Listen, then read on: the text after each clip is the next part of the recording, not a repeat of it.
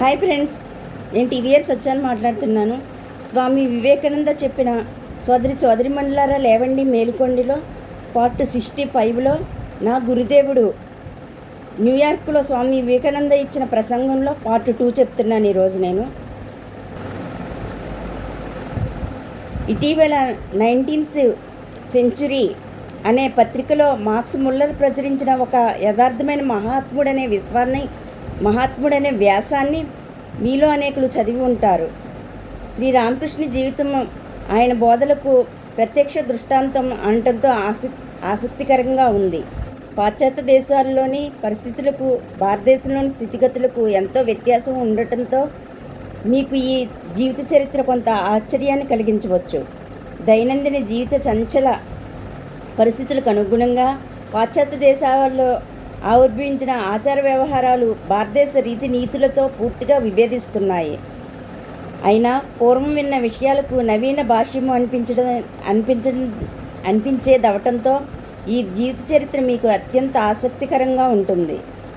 భారతదేశంలో వివిధ సంస్కరణోద్యమాలు ఆవిష్కరించబడుతున్న సమయంలో వంగదేశంలో ఒకానొక కుగ్రామంలో ఒక పేద బ్రాహ్మణ కుటుంబంలో 1836వ సంవత్సరంలో ఫిబ్రవరి 18వ తేదీన ఒక శిశువు జన్మించాడు. ఆ శిశువు తల్లిదండ్రులు పూర్వాచార పరాయణులు, సనాతన ధర్మానుక్రమమైన బ్రాహ్మణ జీవితాన్ని సాగిస్తున్నారు. వారి ఇల్లు తపోత్యాగ నిలమై వరులుతోంది. ఆ జీవితానికి లౌకిక వ్యవహార సంబంధం ఉండకూడదు. పొట్టకూటి కోసం ఏ వృత్తిని స్వీకరించకూడదు. అపాత్రుల నుండి వారు దానాలను స్వీకరించకూడదు. ఇలాంటి జీవితం ఎంత కష్టదాయకమో మీరే ఊహించుకోండి. మీరు బ్రాహ్మణుల గురించి, వారి పౌరోహిత్యాన్ని గురించి అనేకసార్లు వినే ఉంటారు. కానీ వారికి ఈ అధికారం ఎలా లభించిందన్న విషయం మీరెవరూ పర్యాలోచించలేదు. ఇతర వర్ణాల వారి కంటే వీరే అతి పేదవారు. కానీ పరిత్యాగంలోనే వారి శక్తి నిబిడీకృతమై ఉంది. వారేనాడు ధనాన్ని ఆకాంక్షించలేదు. లోకంలోని మత గురువు సాంప్రదాయాల్లో ఈ బ్రాహ్మణులే పేదవారుగా ఉన్నారు. కాబట్టే వీరికి అపరిమితమైన శక్తి లభించింది. ఇలాంటి దారిద్ర్య వ్రతాన్ని అవలంబిస్తున్న బ్రాహ్మణ గృహిణి అభ్యాగతులైన పేద సాధులకు భోజనం పెట్టే గ్రామం నుండి పంపుతుంది. అన్నప్రదానం భారతదేశ గృహిణి యొక్క ప్రధానతమ కర్తవ్యంగా పరిగణించబడుతుంది. అందరి భోజనానంతరమే ఆమె భోజనం చేస్తుంది. తాను భోజనం చేయటానికి ముందు భోజనం చేయని వారెవరూ లేరని నిర్ధారించుకునే భారం ఆమెకు ఉంది. కాబట్టే భారతదేశంలో తల్లి దేవీ స్వరూపిణిగా పూజింపబడుతోంది. మన కథానాయకుని తల్లి ఇలాంటి ఆదర్శాలకు నిలమై ఉండేది. వర్ణభేదాన్ని అనుసరించి నియమకాఠిన్యం ఉంటుంది. నిమ్నజాతులు వారు స్వేచ్ఛానుసారంగా అన్నపానాలను స్వీకరించవచ్చును. వర్ణాగ్రతను అనుసరించి క్రమంగా నిబంధనలు అధికమవుతూ వైదిక బ్రాహ్మణుల జీవితాలను అత్యంత నిష్ఠతో బిగుస్తున్నాయి. పాశ్చాత్యులతో పోలిస్తే వారి జీవితం అంతా తపోమయంగానే కనబడుతోంది. ఆంగ్లేయుల్లో కానవచ్చే స్థైర్య గుణమే సహస్రకృత్యమై వారిలో నెలకొంది. వారు ఒకానొక భావాన్ని చేపడితే తరతరాలుగా దాన్ని పసచేసే విడిచిపెడతారు. దొరికిన దాన్ని ఒక పట్టాన విడవరు. కానీ కొత్త విషయాలను వారంతా తేలికగా తీసుకోరు. కాబట్టి నిష్ఠాగరిష్ఠులైన హిందువులు తమకు తాముగానే ఉంటూ నిజభావ సామ్రాజ్య సీమల్లోనే కట్టుబడి ఉండేవారని తేలుతోంది. ఆమరణం జీవితక్రమం ఉండాల్సిన రీతిని గురించి సూక్ష్మాతి సూక్ష్మ విషయాలతో పాటు వారి శాస్త్ర గ్రంథాలను నిర్వహిస్తున్నాయి. ఆ శాస్త్రాలు ఉపదేశించే ప్రతి అంశాన్ని వారు నిరంతర దృఢ వ్రతులై పాలిస్తారు. వారు ఉపవాసం ఉండటానికై అంగీకరిస్తారు కానీ తమ కులానికి చెందిన వ్యక్తి చేసిన వంటకాన్ని తినరు. తమ కులానికి చెందని వ్యక్తిని చేసిన వంటకాన్ని తినరు. తీవ్రతం భావ పరిశుద్ధి వారిలో ఉన్నాయి. దృఢ విశ్వాసం నైష్టిక జీవితం మనం సామాన్యంగా సనాతన హిందువుల్లో చూడవచ్చును. ఎందుకంటే వారి ఆచరణం భ్రమలేదనే గాఢ విశ్వాసం ఉండటం చేతనే వారికి ఇలాంటి నిష్ఠాపరత్వం చేకూరుతోంది. వారలాంటి దృఢత్వంతో ప్రతిపాదించే విషయాలు బ్రహ్మలేవనే విశ్వాసం మనకు లేకపోయినా వారికి ఈ విశ్వాసం ఉంది. పరోపకారం చేయటంలో ప్రాణత్యాగానికి కూడా వెనుదీయరాదని మా శాస్త్ర గ్రంథాలు చెబుతున్నాయి. మానవుడు తాను ఉపవాసం నుండి ప్రాణాలు పోగొట్టుకునైనా ఇతరులను కాపాడవచ్చును. ఇలాంటి ఆచరణే మానవోచితం. బ్రాహ్మణుడు అయినవాడు ఈ విషయంలో అతి సాహసాన్ని చూపాలి. భారతీయ సాహిత్యంలో పరిచయం ఉన్నవారికి ఈ నీతిని బోధించే మహాభారత కథ సత్తుప్రస్తుతుడనే బ్రాహ్మణుడి యావత్తు కుటుంబం అతిథికి ఆహారాన్ని సమర్పించి మరణించటం తెలిసే ఉంటుంది. ఇందులో అతిశయోక్తి ఏమీ లేదు. ఇలాంటివి నేడు జరుగుతూనే ఉన్నాయి. నా గురుదేవుని తల్లిదండ్రులు శీలం ఈ రీతిగానే ఉండేది. నిరుపేదరాలైన ఆ తల్లి ఇతరులకు సహాయం చేసి తాను పస్తులుండేది. ఇలాంటి బ్రాహ్మణ దంపతుల గర్భంలో నా గురుదేవుడు జన్మించాడు. ఆ బాల్యం ఆయన చరిత్ర విచిత్రంగానే ఉండేది. ఆయన జాతి స్మరత్వంతో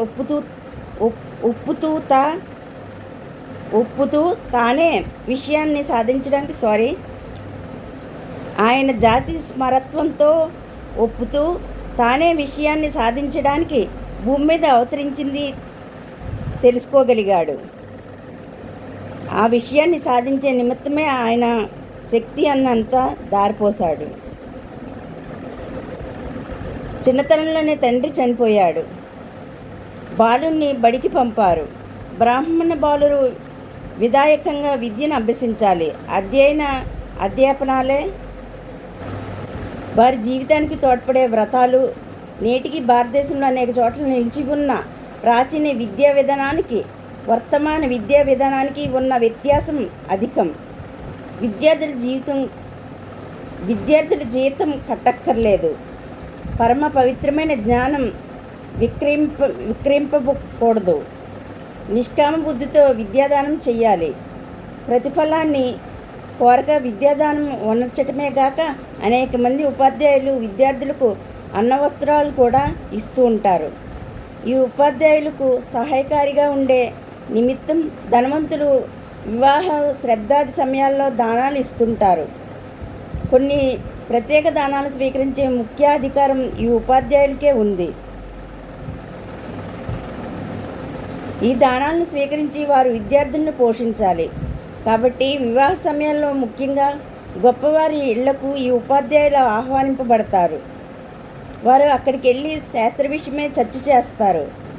ఈ బాలుడు ఇలాంటి వివాహ సందర్భ సదస్సు ఒకదానికి వెళ్ళి తన ఈడుకు అంతుపట్టని తర్కజ్యోతిషాది విషయాలను పండితులు చర్చిస్తుంటే విన్నాడు.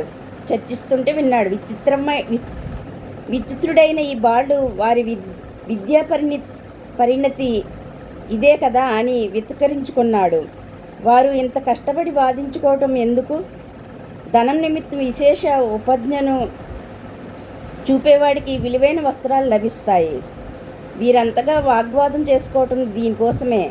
అందుచేత నేను ఇంక బడికి వెళ్ళను.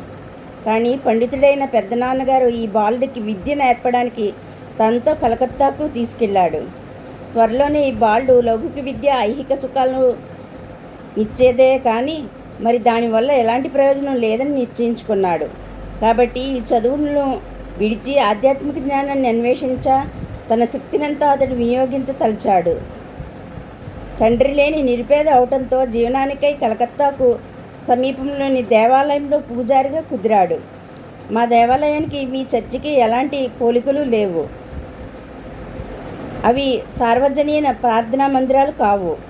భారతదేశంలో సార్వజనీన ఉపాసనే లేదు. పుణ్యప్రదమైన ధర్మకార్యంగా భావించి ధనవంతులే ముఖ్యంగా దేవాలయాలను నిర్మిస్తారు. సంపన్నులు దేవాలయ సంప్రోక్షణాన్ని జరిపించాలనుకుంటారు. ఆ దేవాలయంలో భగవంతుని ప్రతికో విగ్రహమో లేక అవతారమూర్తితో ప్రతిష్ఠింపబడతాడు. అందులో ఈశ్వర ఆరాధన జరుగుతుంది. ఈ అర్చనా విధానం మీ కాథలిక్ చర్చిలో జరిగేట్లుగానే ఉంటుంది. స్తోత్రపఠనం, పవిత్ర గ్రంథ పారాయణం ధూపదీప నీరాజనం సమర్పణ మొదలైనవి జరుగుతాయి. మహాత్ములైన వారికి మనం ఏ విధంగా భక్తి ప్రపత్తులను కనబరుస్తామో అలాంటి భక్తి ప్రపత్తులనే ఈ విగ్రహాల పట్ల కూడా వారు చూపిస్తారు. ఆ దేవాలయంలో జరుపబడే పూజా విధానం ఇదే. మందిరానికి పోయేవాడు శ్రేష్ఠుడు, వెళ్ళనివాడు నికృష్టుడు అనే భావాలకు చోటు లేదు. యథావిధిగా చూస్తే భారతదేశంలో ధర్మ సాధన వ్యక్తిగతమవటంతో దేవాలయానికి వెళ్ళని వాడిని శ్రేష్ఠునిగా చెప్పాల్సి ఉంటుంది. ప్రతి ఇంట్లోనూ దేవతార్చన నిమిత్తం ఒక గది ప్రత్యేకంగా కేటాయించబడి ఉంటుంది, లేదా ఒక గది ధ్యానాధికం నిర్వహించుకోవటానికి వినియోగించబడుతుంది. ఇంటి యజమాని ప్రాతः సంధ్యలు అక్కడికి వెళ్ళి పూజ చేస్తాడు.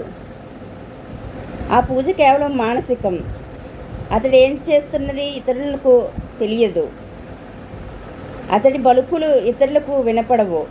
అక్కడక్కడ కూర్చుని ఉండటమే ఇతరులకు కనబడుతుంది.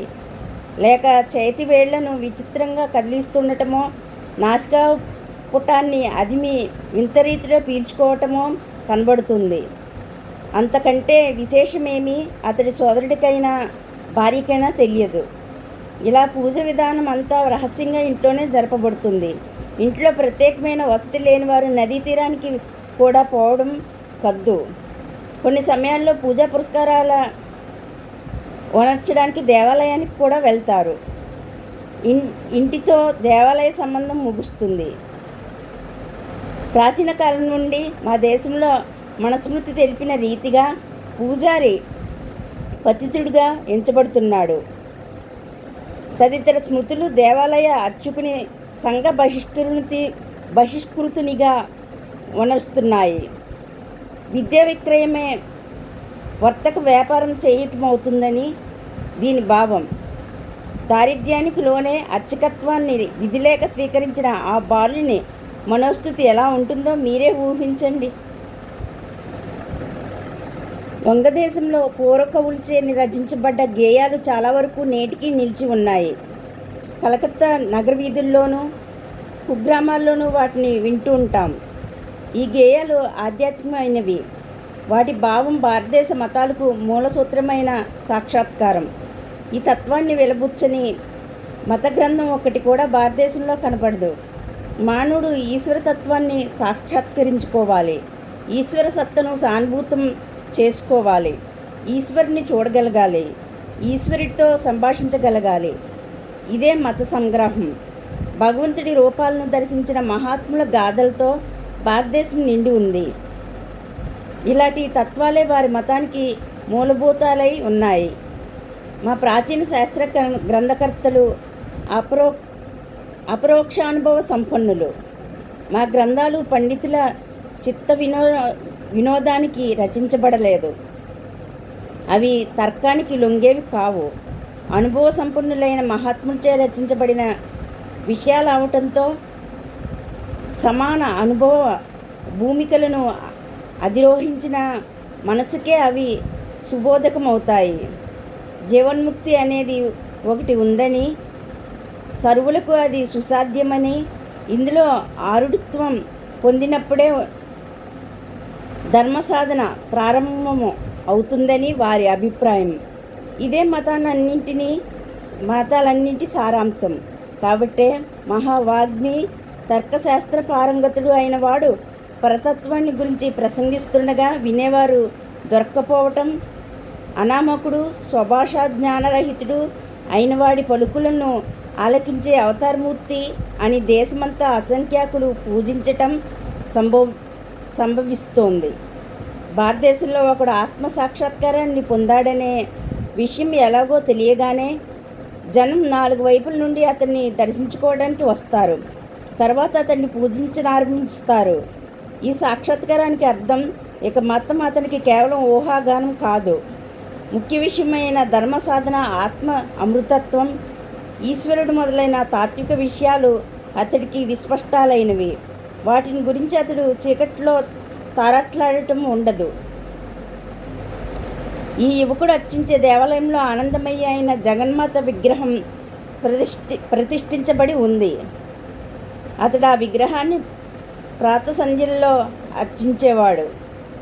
ఇది కేవలం పాషాణమూర్తేనా కాక మరేదైనా దీనిలో ఉందా? ప్రపంచంలో ఆనందమయ అయిన జగదంబ వాస్తవంగా విలుసులుతోందా? ఆ సన్మాత స్వరూపిణి ఈ జగత్తును నియమిస్తుండటం నిజమేనా? మత విషయాలు సత్యాలా అనే సందేహాలు క్రమంగా అతని మనస్సును పీడించసాగాయి. మా హైందవ బాలురకు ఇలాంటి సందేహాలు కలుగుతుంటాయి. తమ ఆచరణ యథార్థాన్ని శంకించటమే భారతీయుల ప్రత్యేకత. జీవేశ్వరులను గురించి సిద్ధాంతాలను అనేకం మేము వింటున్నా అవి మాకు సంతృప్తి కలిగించలేవు. గ్రంథాలతోనూ వాదాలతోనూ మేము ఆగం. వేల మంది జనానికి సాక్షాత్కారం ఉన్మాదం కలుగుతోంది. ఈశ్వరుడనేవాడు ఒకడుండటం నిజమేనా? వాస్తవమైతే నేను ఈశ్వర దర్శనం చేసుకోగలనా? సత్యం నాకు కరతాళమలకమవుతుందా?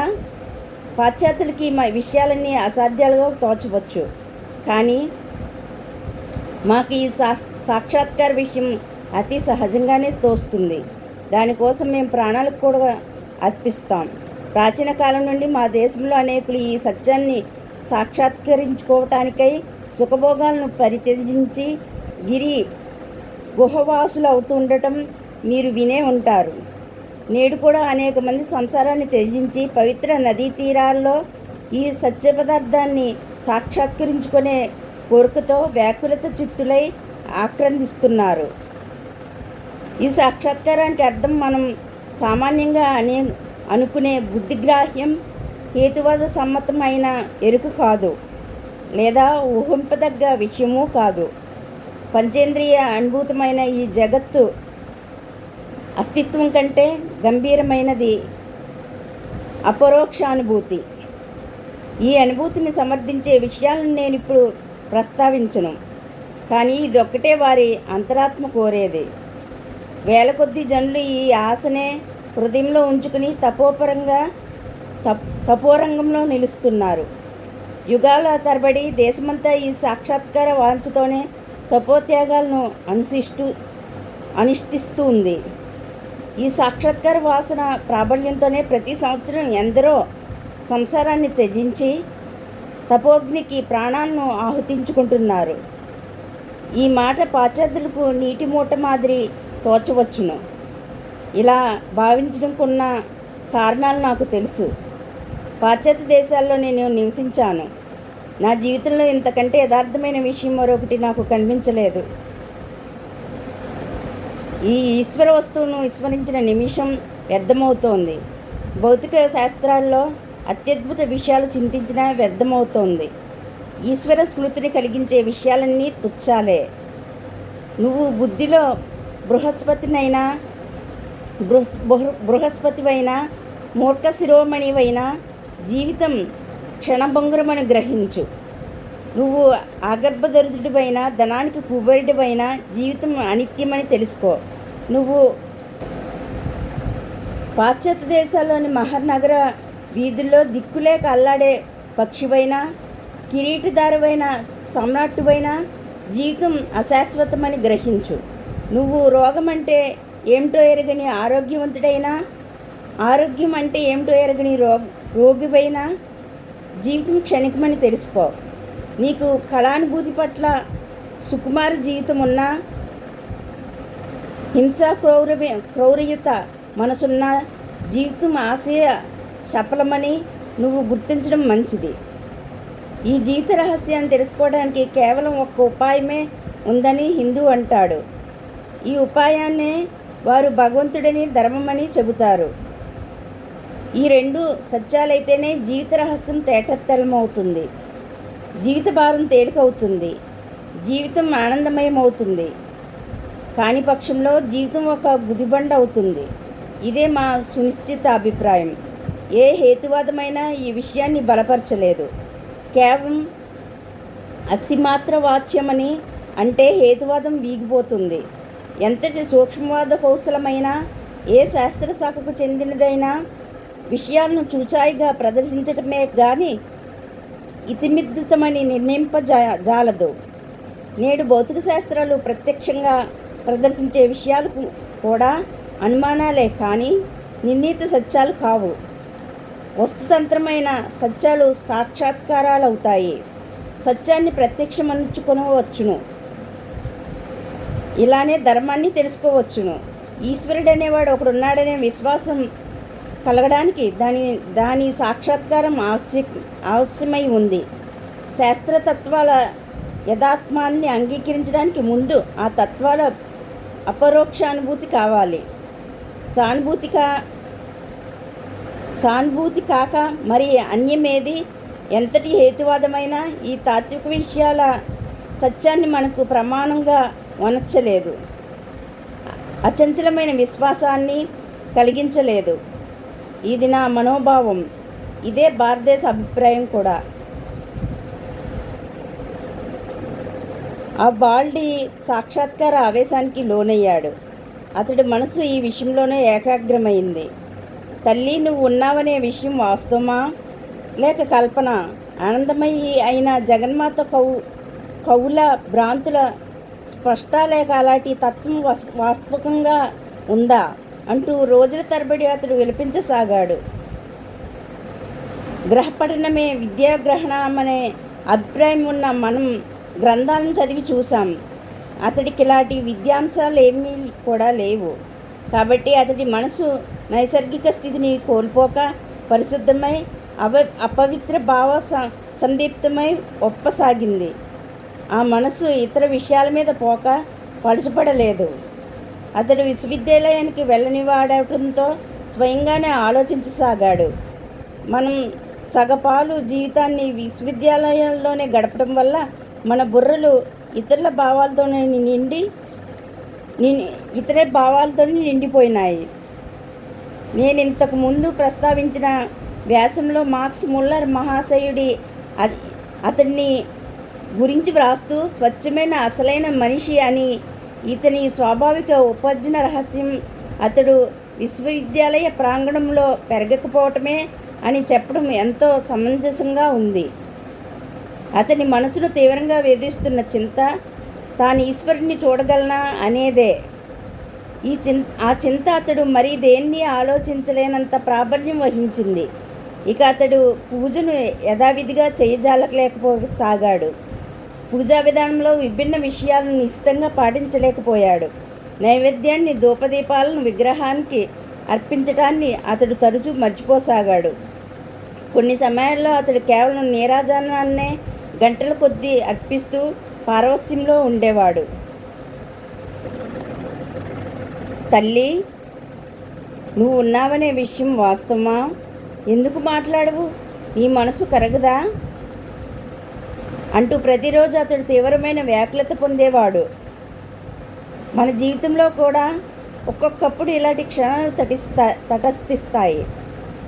నిస్సారాలు, జటిలాలు అయిన తర్క విచారాలతో మనసు విసుగు చెందినప్పుడు, గ్రంథపఠనం అంటే ఏవగింపు కలిగినప్పుడు, గ్రంథాలు అంతగా బోధింపగలిగింది ఏమీ లేదని, కేవలం ఊసుకుపోకకై నల్లమందు మాదిరి వాటిని నియమిత సమయాల్లో సేవిస్తున్నామని, ఈ పఠనం చేయకపోతే ప్రాణం లేచిపోయేట్లు ఉంటుందని, ఇదంతా వ్యర్థ కాలక్షేపమని సర్మాత్మన మనం గ్రహించగలిగినప్పుడు మన అంతరాత్మలో నుండి కూడా ఇలాంటి ఆక్రందనమే వెలువడుతుంది.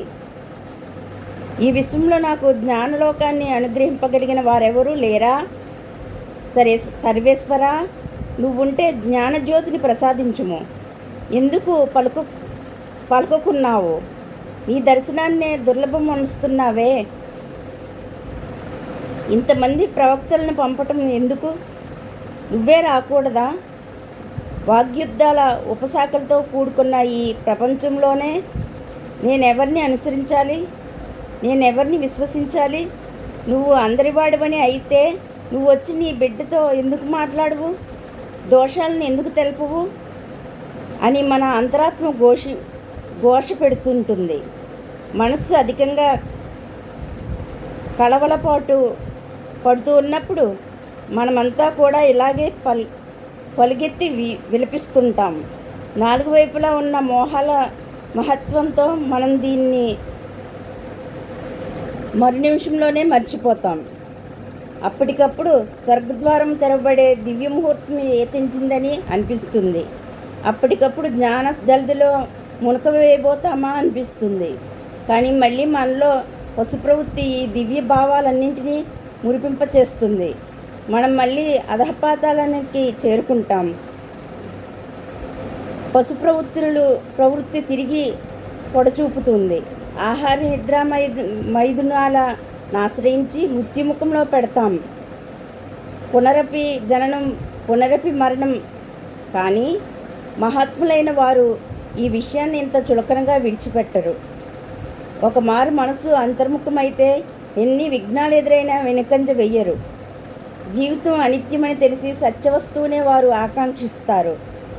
వినాశం ఆవశ్యకమైనప్పుడు ఈ శరీరం ఒక గొప్ప విజయాన్ని అభిలషించే సంసిపోతుంది గాక. జన్మ మరణాలు రహస్యాలను, శుభాశుభాల రహస్యాన్ని తెలుసుకోవటం కంటే ఉత్తమమైన విషయం మరేది ఉంది అని వారు అంటారు. ఓకే ఫ్రెండ్స్, స్వామి వివేకానంద చెప్పిన సోదరిమణులారా లేవండి మేల్కోండిలో నా గురుదేవుడి గురించి స్వామి వివేకానంద న్యూయార్క్లో ఇచ్చిన ప్రసంగంలో పార్ట్ 2 చెప్పాను. నెక్స్ట్ పార్ట్ 3 చెప్తాను. ఓకే ఫ్రెండ్స్, నేను చెప్తున్న ఈ లేవండి మేల్కోండిలో ఏమైనా మిస్టేక్స్ ఉంటే దయచేసి నాకు క్షమించండి. Okay friends, thank you, bye.